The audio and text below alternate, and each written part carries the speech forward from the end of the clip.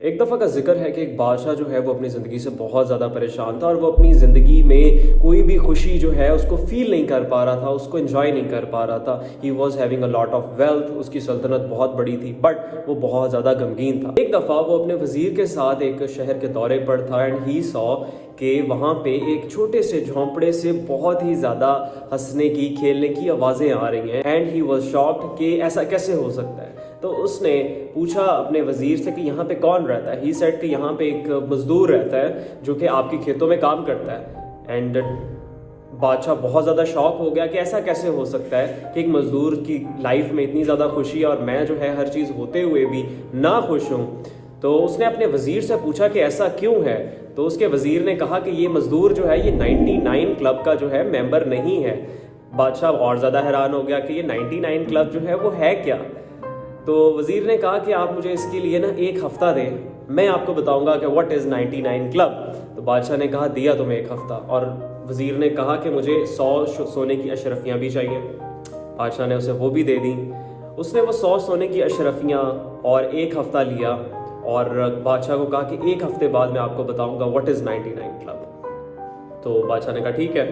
وزیر اسی رات کو جو ہے وہ مزدور کے دروازے پر گیا. وہاں پہ جا کے اس نے وہ اشرفیوں سے بھرا ہوا بیگ رکھ دیا اور اس میں سے ایک اشرفی نکال لی اور 99 اشرفیاں وہاں پہ واپس رکھ دی.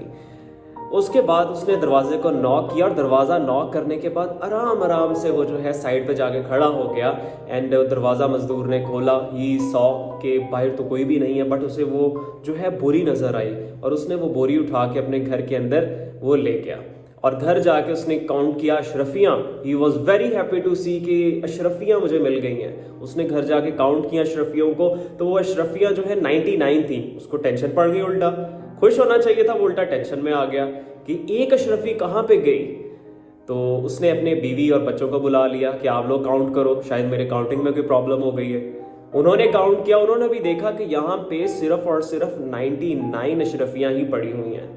تو اب وہ بہت زیادہ جو ہے ٹینشن میں آ گیا. اس نے اپنے گھر کے باہر ادھر ادھر دیکھا کہ جو بھی رکھ کے جائے گا وہ اتنا بیوقوف تھوڑی ہے کہ وہ 100 کی بجائے 99 رکھے. اس نے تو 100 ہی رکھی ہوں گی. اس نے گھر کے ارد گرد سرچ آؤٹ کیا کہ کیا یہاں پہ کوئی اشرفی پڑی ہوئی ہے لیکن نہیں ملی.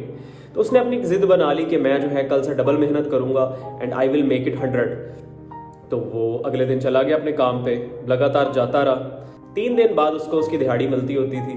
تو اس کو 3 دن بعد دہاڑی ملی. گھر آیا، گھر آ کے اس نے دیکھا تو اس نے دیکھا یہاں پہ تو 98 اشرفیاں پڑی ہوئی ہیں. وہ ایک اشرفی بڑی مشکل سے کما کے لایا تھا.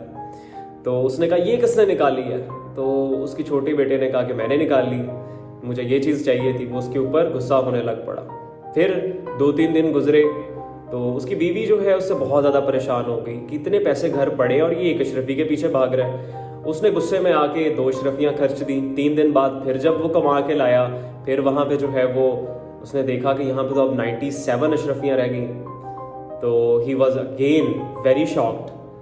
تو اس نے پوچھا یہ کس نے نکالی ہیں. اس کی بیوی نے کہا کہ تم تو پاگل ہو، یہاں پہ اتنے پیسے پڑے ہوئے ہیں اور تم جو ہے وہ فضول میں محنت کر رہے ہو، فضول میں جو ہے ان چیزوں کو بچا کے رکھا ہوا ہے، خرچنے کے لیے ہیں. تو وہ اپنی بیوی سے بھی جھگڑنے لگ پڑا.